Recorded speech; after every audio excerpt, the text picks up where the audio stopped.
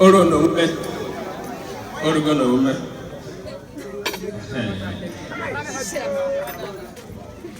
Brother Batagoro, would you go hold up too much? Out of office by 6 o'clock. Now Batabe after 10. In Lagos, hold up too much.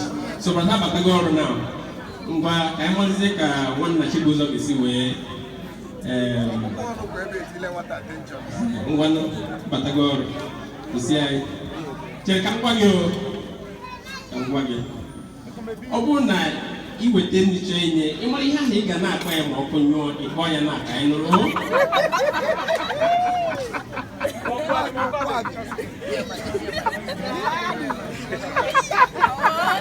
Oh, honey.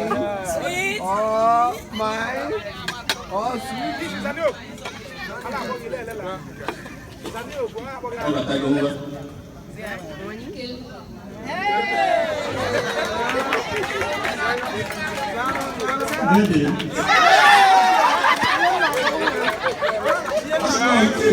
Baby.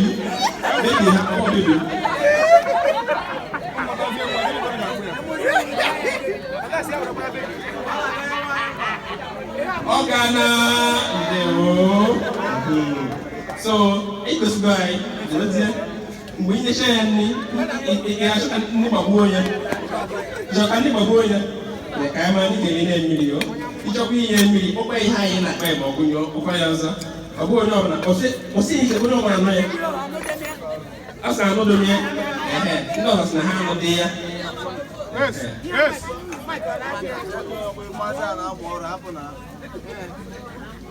Okay. Eddie. On the water. They were by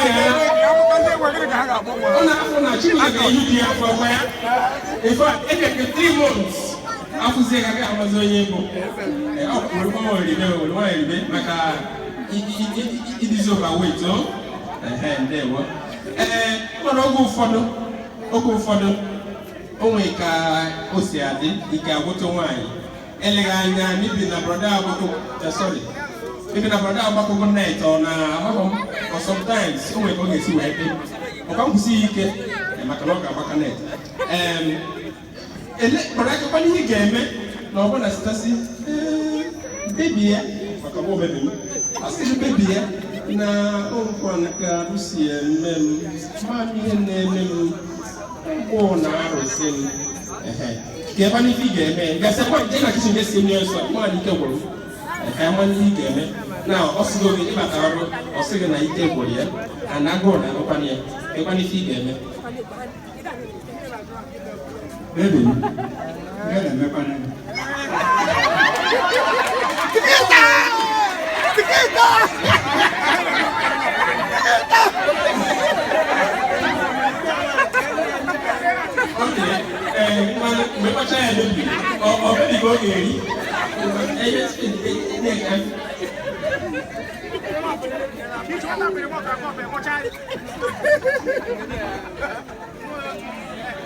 On a for ya?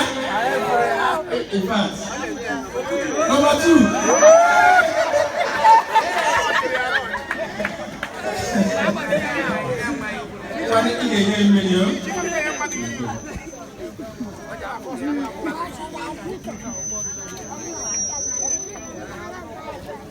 On your marks, set, go!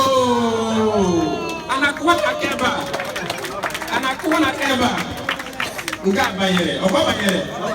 Oh, that's not bayere.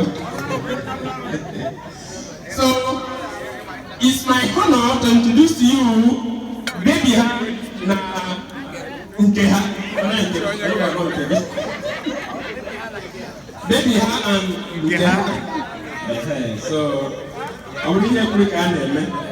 There, one. As I see Kevin, organizing, I get put in